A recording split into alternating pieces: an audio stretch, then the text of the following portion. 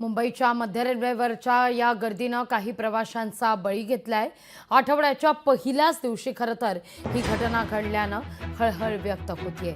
9:30च्या दरम्यान मध्य रेल्वेच्या मुंब्रा स्थानकाजवळ लोकलमधून 13 प्रवासी पडलेले आहेत आणि या अपघातात काही प्रवाशांचा मृत्यू झालेला आहे। मध्य रेल्वेचे जनसंपर्क अधिकारी स्वप्नील नीला यांनी या संदर्भात माहिती दिली आहे। मुंबई अप आणि डाऊन मार्गावरून परस्पर विरोधी दिशेने धावणाऱ्या लोकल आणि या लोकलमधून दरवाजावर लटकून हे प्रवासी प्रवास करत होते।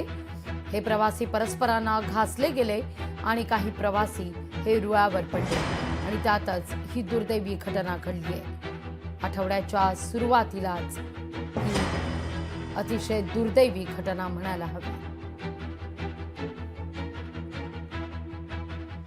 या सगळ्या संदर्भात खासदार संजय राऊत काय म्हणतायत पाहूया। मुंबऱ्यामध्ये पुष्पक एक्सप्रेस मधून 5 जण खाली पडले आणि काही त्यांचा मृत्यू झाल्याची बातमी येते। आणखी हा आकडा वाढण्याची शक्यता आहे। ट्रेनचे अपघात आणि एकूण ज्या पद्धतीनं लोकसंख्या वाढणं किंवा दुर्दैव। लोकशाही मराठी ऐका, पहा, जागरूक रहा।